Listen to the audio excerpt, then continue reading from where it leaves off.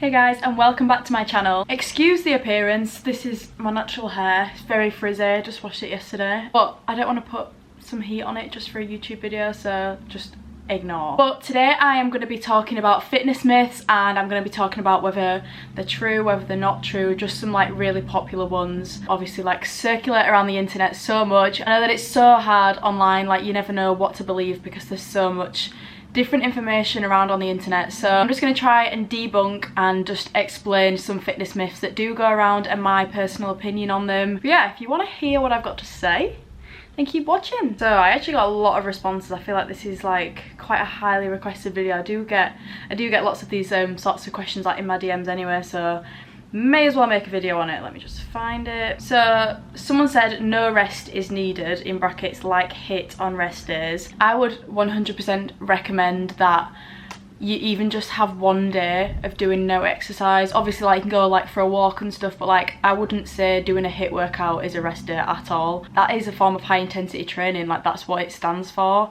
So that is definitely not rest. Like you should not be doing that on your rest day. I would just recommend doing either nothing on your rest day or just going for like a steady walk or something. You definitely need to have a day where you're just not actually working out and you're not at your max heart rate. Someone said booty bands, like do booty bands actually work? So booty bands do not work in a way that makes you build muscle. So if you are using booty bands, you're not going to build muscle from it directly. Say you're doing no weights but you're using bands, like you're just not really going to make much progress at all. The only time I would use bands or recommend bands would be if you are trying to kind of pre-exhaust the muscle before a certain exercise and you are trying to sort of activate your glute muscles. If you are more quad dominant, for example, I would only recommend using them during a warm-up or maybe as like a superset or something, just to get a real good pump. Can help you to get a pump more, obviously, because it's like tension placed directly on the glutes, obviously depending on what exercise you're doing. So I don't really do it anymore, but I used to superset like normal barbell hip thrusts into banded hip thrusts. The banded hip thrusts don't really help with growth or anything. It's just more of an exhauster at the end and it just gets you a more short-term pump. But that is the only time that I would recommend to use bands. If you think that you're gaining muscle from them, you're not. Someone said protein immediately after a meal, like your anabolic window. Should you be eating protein straight after your workout or does it not matter? So straight after your workout is when your muscles are at their most prime time to absorb protein, or like so people say anyway. Obviously your muscles have just been broken down. The protein contains the amino acids which will build them back up. If I was to really have a protein shake, I would say to have it straight after a workout.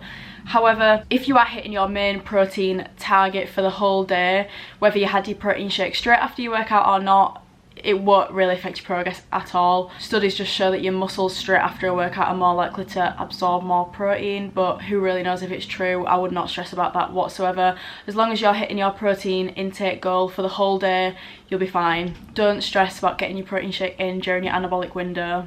You'll be okay. You will live on. So someone said, should you not eat past a certain time? Like, should you have carbs past a certain time? So this is just complete rubbish. It's just absolute bullshit. Definitely a myth. Eating past a certain time does not matter whatsoever. I think the only way people may prefer to eat kind of like earlier on in the evening rather than later on is that it might affect like your digestion during your sleep and stuff, and it might affect people's sleep. Some people might not be able to sleep if they've had like a huge meal before they go to bed, but everyone's completely different. It doesn't affect at all how much you gain or lose weight. The only reason for you to not be eating a meal as soon as you go to bed would be maybe like if you have digestion problems, that is all. I find that if I have like a huge meal before I go to bed, I kind of have like a bit of stomachache and I'm just like kind of tossing and turning, obviously just because you feel full as well and just because your stomach's going to be all over the place because it's digesting the food.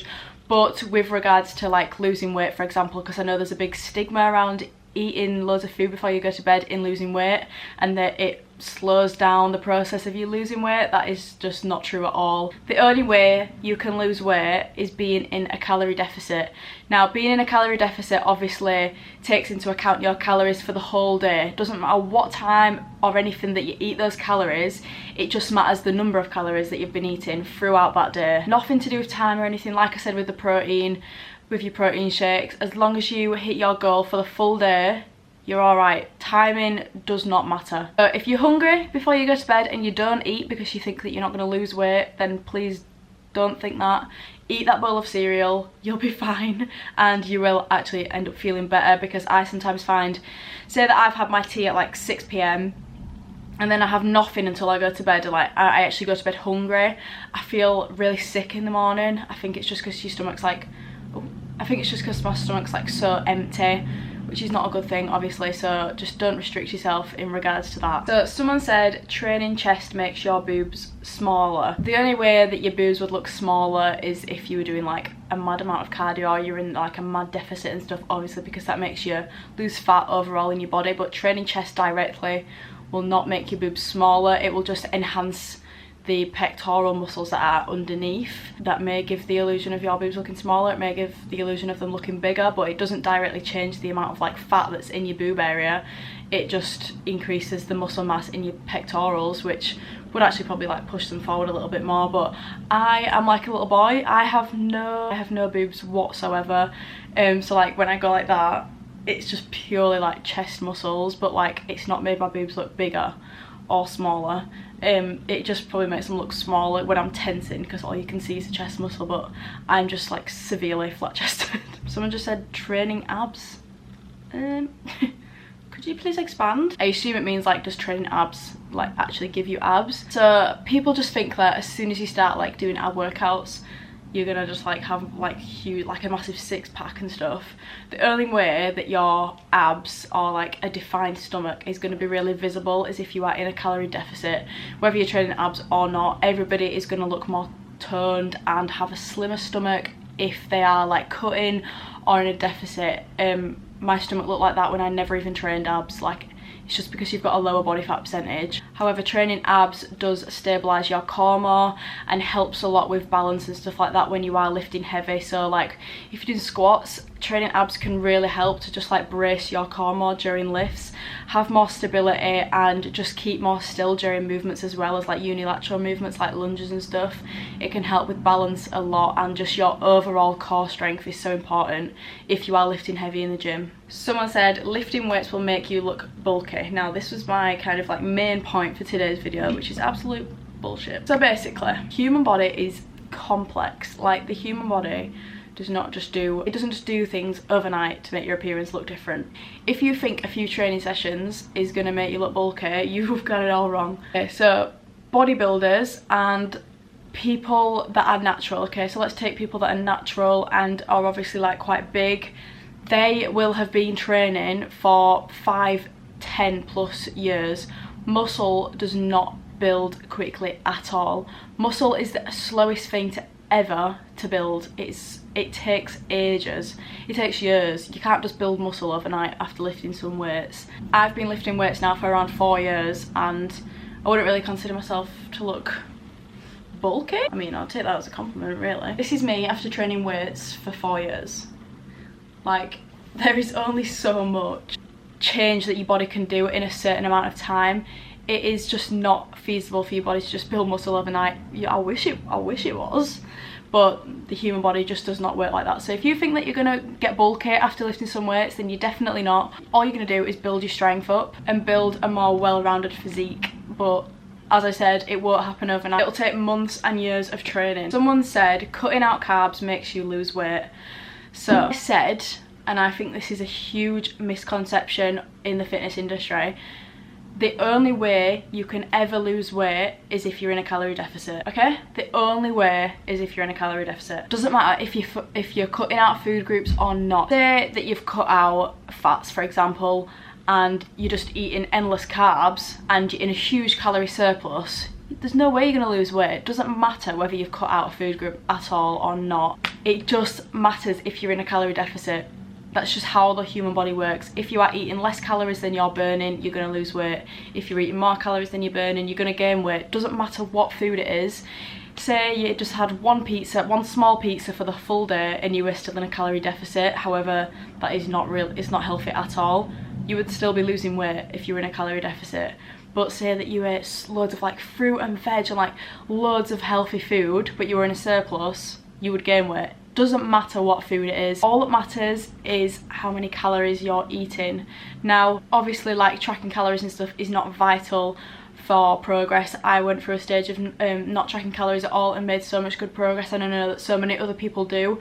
But if you are wanting to really closely be in a deficit or a surplus or at maintenance or whatever, you do need to be tracking your calories. If you are wanting to hit a certain goal weight, it definitely does help. But obviously it's not vital. You can still make really good progress without tracking your calories. All you need to do is just kind of like use your brain. Don't be silly.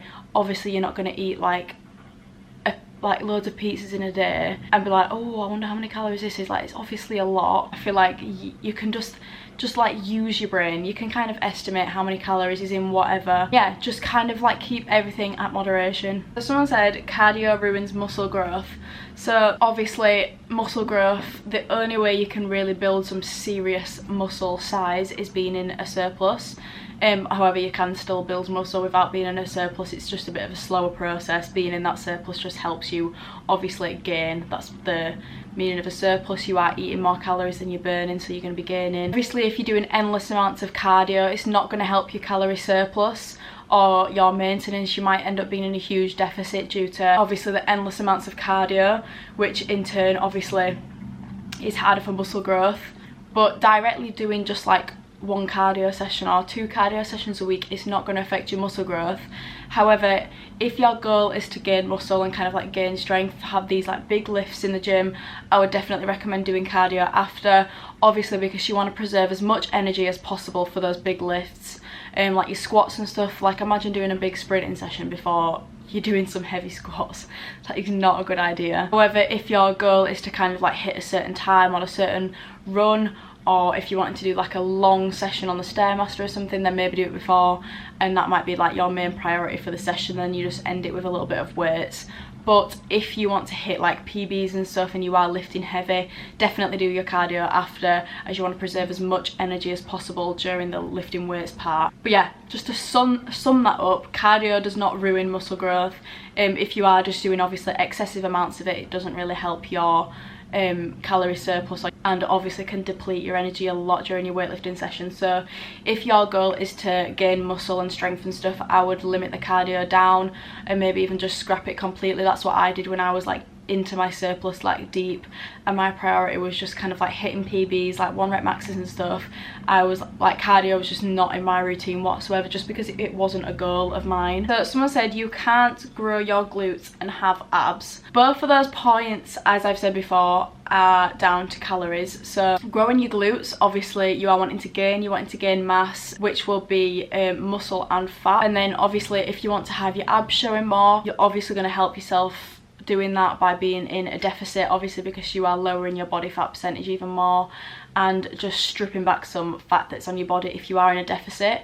So it is pretty difficult to kind of do both effectively at the same time, although you can do them at the same time, but I would just recommend to pick one goal and do that one first and then do the other one after.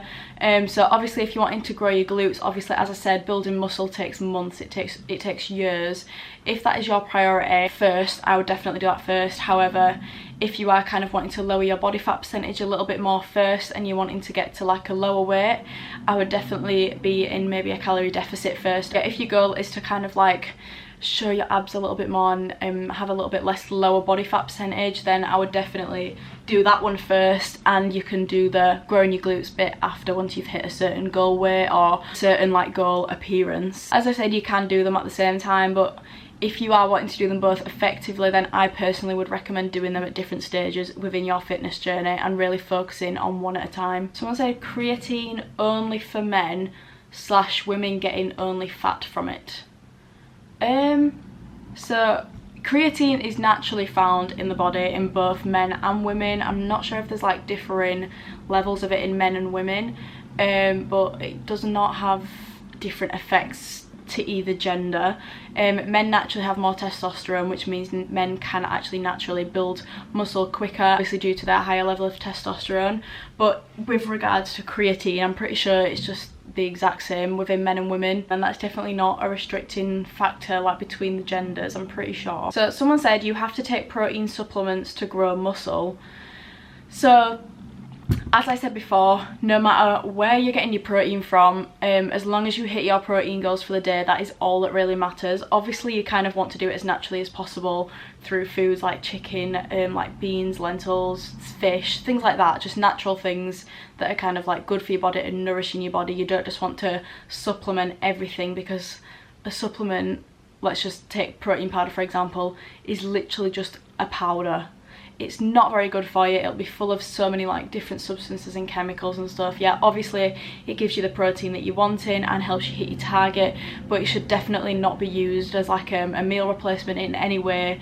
It should just be used to supplement into your diet. You know, if you are in need of those extra grams of protein. I would not even have one protein shake if I had hit my goal anyway. It's just not necessary. I can't really remember the last time I had a protein shake, actually, probably a couple of months ago. I sometimes like to just put it in a smoothie with like loads of berries and stuff, obviously because it does just help me get those micronutrients in as well at the end of the day. But I have not had a protein shake post-workout in a while, because as I said, it doesn't matter what time of day you are hitting the protein, as long as you've hit it in the day, that is all that matters. But taking supplements is definitely not necessary. It can just sometimes help you boost that level of protein for the day and get you to hit your grams. Someone said, do you think contraception plays a part in how your body can change, good and bad? So obviously like different types of contraception, because I also got a question saying the contraceptive pill restricts muscle growth. And I'm not a doctor, like I actually don't know the answer to this question, so I would not take my answer as like valid information whatsoever. But obviously types of contraception obviously like affect your hormones and stuff, so obviously hormones have an effect on muscle growth as well. I don't know if that's good or bad if you've got more hormones. Obviously having like more testosterone and stuff helps boost muscle growth, but with regards to the pill and stuff, I doubt it restricts muscle growth by really anything at all. Don't take my answer as an actual real answer, because I actually have no idea. I'm not a doctor, but it does change your hormones, so that could have a relation. So if you do have that question, maybe ask your doctor instead, not me. So someone said creatine makes you retain water more. That is true. Creatine is an osmotically active substance, so it does make you retain more water. Lots of the main reason why people see growth when taking creatine is because of the water retention. When you are taking creatine and you're supplementing it into your diet, your muscles naturally hold on to more water just because of the type of substance it is, which is why lots of people see kind of like quick growth with creatine. It doesn't necessarily mean that you are like gaining muscle straight away. A lot of it is water retention, which is why lots of people find that they do get like really bloated when they take creatine and stuff. I definitely do sometimes, but yeah, that is definitely normal when taking creatine. It's just a side effect. If you are maybe like really like prone to naturally having like really bad bloating and stuff, I wouldn't really recommend creatine. It'll probably just make it worse. So yeah, obviously your body just naturally is going to cling onto a lot more water when taking it, which is why people recommend that you should actually drink a lot more water during the day if you are taking creatine, because your muscles kind of like cling onto more water from within your body. So someone said, if your muscles don't ache the next day or while doing the workout, that means it didn't work. So that's definitely not true. The only reason really why your muscles would ache like the day after a workout is maybe if you've not trained in a while, your muscles are obviously being shocked and your muscles are kind of like, they've not been used to it for a certain period of time, which is a reason why you would ache the next day. Another reason would be if you have tried something different. So I find that if I've tried a different exercise or something that I've never done before, my body's not used to it, so I'll ache the next day. Or say I've hit a PB, like a 1 rep max that I don't usually do, my body will be aching. But the only reasons why your body will be aching the next day is because your muscles are being like shocked, not necessarily in a way that if they're not being shocked it's not a good thing, because you can still like progressively overload in small amounts over the days and the weeks and stuff and you not ache, obviously because it's not a drastic change, but it doesn't mean that it's not effective or anything. So yeah, if you are not aching, don't worry about it, you'll definitely still be making progress as long as you feel it, because this person said if you're not feeling it during your workout it means it wasn't effective. I would definitely agree with that one a little bit more, just in a way that if you are doing an exercise, so let's just like not take into consideration PBs and stuff and 1 rep maxes. I'm not talking about that at all. So say you're in your like 8 to 10 rep range, and you're obviously, this is obviously like a mid weight for you, and you are just kind of like doing the reps, however you're not feeling your muscle during the reps or anything, I would definitely say you need to work on that more, because you might actually not really be doing anything, and you might be working the muscles in a completely different area that you don't really want to. So for example, if you are doing RDLs, I'll take that as an example. If you are coming down and you're just not feeling it in your glutes at all, it probably means that you're not really working your glutes. So try and focus on getting the perfect form so that you can engage your glutes to the max. And also this is just in regards to any exercise as well, but I would agree more with the part that she said about feeling the muscle during the exercise rather than the day after. The day after does not really matter whatsoever. You'll just find that you ache the day after, obviously due to some sort of change in your routine. And obviously feeling it during your workout, that is within regards to a little bit more muscular endurance and volume. You're not really going to feel your muscles at all if you're doing a 1 rep max. Obviously you are training to increase strength there and not muscular hypertrophy. So kind of touched on this in the last question, but someone said if you're not doing 12 reps, it's not good enough. So it absolutely completely depends on what your goal is within that session. So say you go into that session and you want to hit a 1 rep max and you really want to focus on increasing your strength for that session, then that's absolutely fine. That is your goal for that session. You are probably aiming to hit like 1 rep maxes or less than your 6 rep range, so maybe like 4 reps or something on obviously a really heavy weight. So that is the category of muscular strength. Say you are actually wanting to work on muscular hypertrophy and doing a little bit more volume, and you are kind of more in your like 8 to 10 rep range or like 10 to 12 rep range, that is the thing that is going to actually increase your muscle mass. So the one that I said before increases your strength. Obviously if you keep doing that every session, you're going to be lifting heavier a lot quicker. But if you are doing like your 8 to 12 rep range, that is obviously more volume. That is where you are going to see the most muscle growth if you are focusing on that rep range more often. And then anything like 12 and above, like 12 to 15, I would class that as muscular endurance. That is just to really exhaust the muscle. That is obviously like going to increase your muscular hypertrophy as well. But all of them just like completely depend on what your goal is for the session.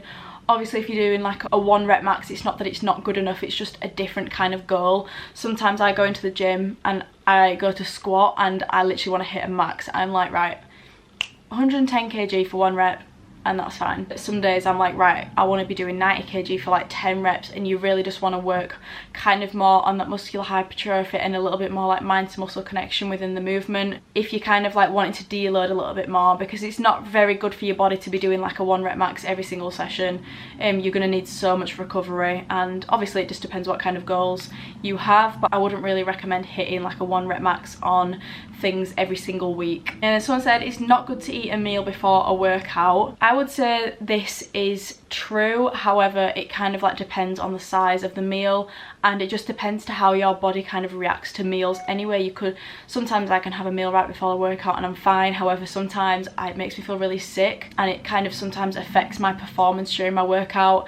If I am feeling like so full and so bloated, then my session is not going to be good, obviously because you just had that meal. But this is kind of like with regards to huge meals. For example, say you've just had like a huge bowl of pasta, you're going to feel so full and bloated and you're more than likely not going to have the best session.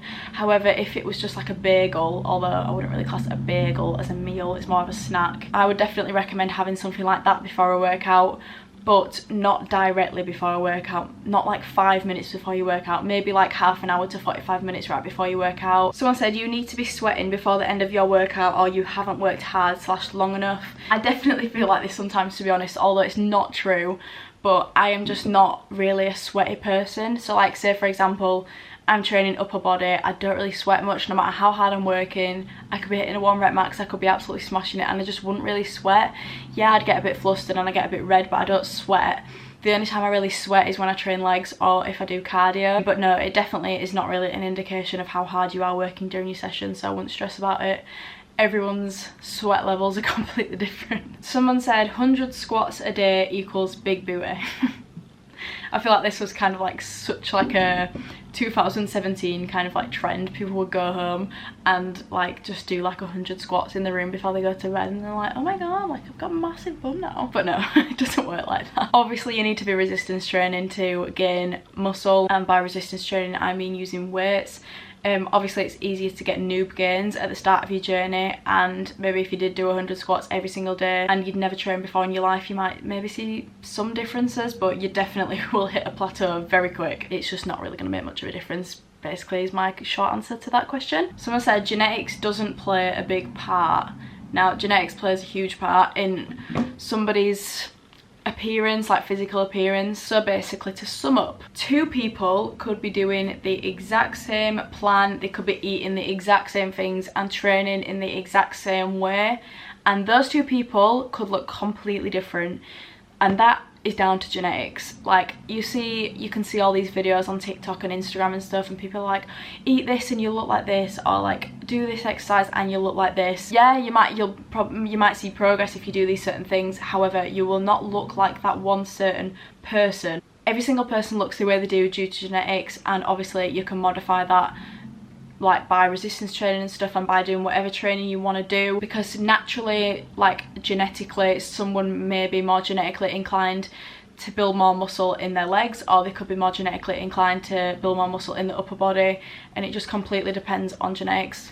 Like, you just can't change some things. But I get loads of questions, like people saying that they're really quad dominant and they find it really hard to get gains in their glutes, and then vice versa, and there's only so much that you can do to obviously help that. You're obviously not going to go and train that one muscle group that is kind of lacking like every single session, because that's just not good, and you obviously need to rest certain muscles, but that will be down to genetics, and unfortunately there's nothing you can do about it. But you obviously can try your hardest to modify it as much as possible, but you can't just completely like change your body composition and the way that you are genetically. It's just who you are. So I got lots of ones saying that carbs are bad. Absolutely not. Please do not think this. No food group is bad. Like, let me just say it again, no food group is bad whatsoever. You should not be scared of any certain food group. All these food groups are there to fuel your body. Obviously there's like all these different diets, like keto diets and stuff, and although that may work for you, I definitely wouldn't recommend it. You should not be cutting out any food groups within your diet. Just no reason why you should be cutting out carbohydrates from your diet. Carbohydrates are what give you energy to carry on with your day and do day-to-day activities. And if you are thinking that doing something like keto, like cutting carbs out, is gonna help you lose weight, like I said, the only thing that is going to help you lose weight is being in a deficit. Doesn't matter if you are cutting out food groups or not. Cutting out the food groups is probably just going to make it harder anyway. Cutting out food groups is just going to lead to you feeling more restricted, which is going to lead to more binging, and it just doesn't do you any good whatsoever. Food groups are there to fuel you, obviously within moderation. I don't mean like go out and just like eat loads of pizzas, but with regards to carbohydrates, I mean things like rice, potatoes, pasta, things like that. They are essential for your body to work efficiently and be able to do day-to-day tasks efficiently without you feeling drained, and to help you feel at your maximum like energy levels, and as though you can kind of like complete all these tasks in the best way that you can. So no, carbs are definitely not bad, and if you think that cutting out carbs is going to help you lose weight, you are wrong. Calorie deficit means losing weight, not cutting out carbs. So someone said squeezing your bum at the top of squats is a benefit. Definitely not. Please, if you are doing this, stop right now. Stop it now. Squeezing your bum at the top, so like you've probably seen people do it on Instagram, is where you do a squat and then you go like this. Oh, it cringes me out even doing it. Like, just please stop. The only thing you are going to do to yourself there is injure yourself. It is actually really bad for your lower back if you carry on doing that, especially if you've got a lot of weight on your back. You are literally like curving your spine inwards with a heavy load on top, like you're just going to crush your spine. It's really bad. You're not getting any better glute engagement. You can absolutely contract your glutes and your hamstrings without hyperextending your glutes. So you can keep constant tension in your glutes whilst you're coming down from the movement, and also back up without hyperextending. So please don't do that. So someone said you have to stick to the same exercises to see results. Yes, to an extent. I would say you have to stick to the same exercises compounds wise. So compounds are exercises that work more than one muscle at the same time. So we're talking squats, hip thrusts, RDLs, bench press, shoulder press. they work more than one muscle at a time. When you're doing a squat, you are actually working your quads, your glutes and your hamstrings, and these are definitely the things that you want to stick to during every session. Obviously you can like switch up your unilaterals and your isolations, as those are just kind of things that target a certain muscle in a more specific way, but I would definitely recommend sticking to the same compounds more or less every session. So for example, when I'm doing glute and hamstrings, I hip thrust and do RDLs every single glute and hamstring session, and then every single quad session I do a type of squat, but I stick to one of those 3 exercises every single leg day without fail. Otherwise it's just not a good leg day for me. I spoke in one of my previous videos about how you should structure a leg day, so obviously you should start with your compounds as they require the most energy and should be done at the start, and then you've got unilaterals, which is like lunges, step ups, Bulgarian split squats. They should be done afterwards, and do like 1 to 2 of those, and then I would say do 1 to 2 compounds as well, and then keep isolations to the end as they require the least amount of energy, and they are kind of working more like a specific one muscle at a time. So for example, glute kickbacks on the cable machine, you are isolating solely the glute in that one exercise. But yes, you will see the most results if you stick to those same exercises every session and you focus on progressively overloading within those compound exercises specifically. So I think that is it for today's video. I feel like I tried to answer the majority of like the most popular ones that I got. Obviously these are like common questions that circulate around the internet every single day, and I get all these questions all the time as well, so I thought I would give my opinion on them. But yeah, if you found this video helpful, then please let me know, and let me know what you'd like to see for future videos. But yeah, I hope you enjoyed, and I'll see you in my next video.